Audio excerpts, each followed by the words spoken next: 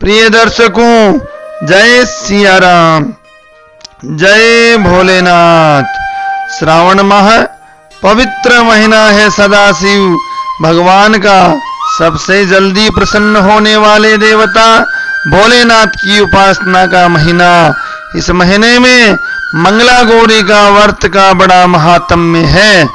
आप वीडियो को लास्ट तक देखें, लाइक शेयर सब्सक्राइब जरूर करें, बेल आइकन को जरूर दबाएं, जिससे सबसे पहले आध्यात्म के वीडियो आप तक सबसे पहले पहुंच जाए। आइए मंगला गौरी व्रत कथा विधि प्रारंभ करते हैं। श्रावण मास में जितने भी मंगलवार आए उन दिनों यह व्रत करके मंगला गौरी का पूजन करना चाहिए। इसमें मंगलवार को गौरी का पूजन किया जाता है, इसलिए यह मंगला गौरी व्रत कहलाता है।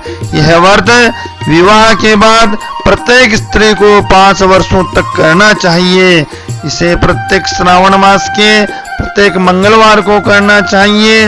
विवाह के बाद प्रथम श्रावण में, पीहर में तथा अन्य 4 वर्षों में पति के घर में यह व्रत किया जाता है। इसका विधान क्या है कि प्रातःकाल स्नान आदि नित्य कर्मों से निर्वृत्त हो, नवीन शुद्ध वस्त्र पहनकर रोली का तिलक करके पूर्वाभिमुख या उत्तराभिमुख होकर के पवित्र आसन पर बैठकर संकल्प करें और संकल्प करने के बाद श्री मंगला गौरी नमः नाम मंत्र से षोडशोपचार पूजन करें और मंगला गौरी का ध्यान करें। कुंकुमा गौरा लिप्तांगाम सर्वाभरण भूषिताम नीलकंठम प्रियम गौरीम वंदेहम मंगलाहयाम। इस प्रकार से मंगला गौरी का ध्यान करने के बाद विशेष रूप से अर्घ प्रदान करें। व्रत करने वाली स्त्री तांबे के पात्र में जलगंध अक्षत पुष्प फल दक्षिणा नारियल रखकर तांबे के पात्र को दाहिने हाथ में रखकर और मंत्र उच्चारण करके और अर्घ प्रदान करें। श्री मंगला गौरी नमः कहकर अर्घ प्रदान कर दें।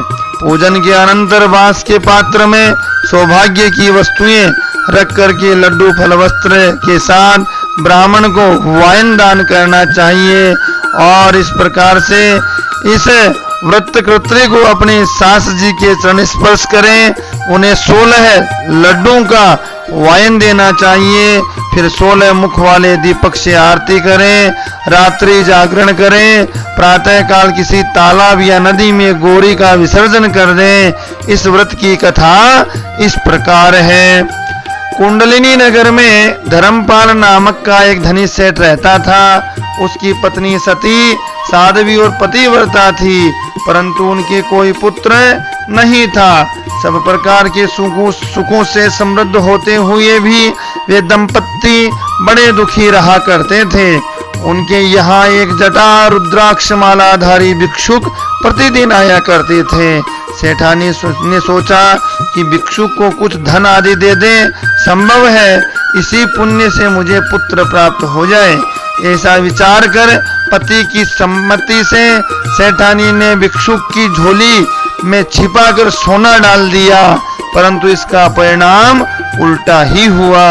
भिक्षुक अपरिग्रहवर्ती थे। उन्होंने अपना व्रत भंग जानकर सेठानी को संतानहीनता का श्राप दे डाला। फिर बहुत अनुनय विनय करने से उन्हें गौरी की कृपा से एक अल्पायु पुत्र प्राप्त हुआ। उसे गणेश ने 16वें वर्ष में सर्पदंश का श्राप दे दिया, परंतु उस बालक का विवाह ऐसी कन्या से हुआ जिसकी माता ने मंगला गौरी व्रत किया था। उस व्रत के प्रभाव से उत्पन्न कन्या विधवा नहीं हो सकती थी, अतः वह बालक शतायु हो गया।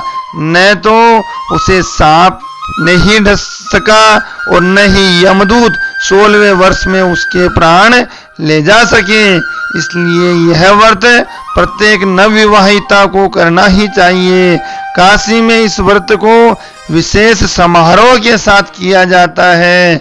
इसके उद्यापन की विधि भी है कि 4 वर्ष श्रावण मास के 16 या 20 मंगलवारों का व्रत करने के बाद इस व्रत का उद्यापन कर देना चाहिए, क्योंकि बिना उद्यापन के व्रत निष्फल रहता है। व्रत करते हुए जब 5वां वर्ष प्राप्त हो तब श्रावण मास के मंगलवारों में से किसी भी मंगलवार को उद्यापन करें। आचार्य का वर्ण कर सर्वतोभद्र मंडल उस पर यथाविध पूजा की जाती है। मंगला गौरी की स्वर्ण मूर्ति की स्थापना करके गणेश आदि का स्मरण करके श्री मंगला गौरी नमः नाम मंत्र से सौभाग्य द्रव्यों को चढ़ाया जाता है। दूसरे दिन हवन और 16 सपत्नीक ब्राह्मणों को पायस आदि के साथ भोजन कराकर संतुष्ट करें। उत्तम वस्त्र अथवा सौभाग्य पिटारी का दक्षिणा के सहित दान करें। इस प्रकार अपनी सास जी के चरण स्पर्श करके उन्हें भी चांदी के एक बर्तन में 16 लड्डू, आभूषण, वस्त्र तथा सुहाग पिटारी दान करें। अंत में सबको भोजन कराकर स्वयं भी भोजन करें। इस प्रकार व्रत पूर्वक रह करके उद्यापन करने से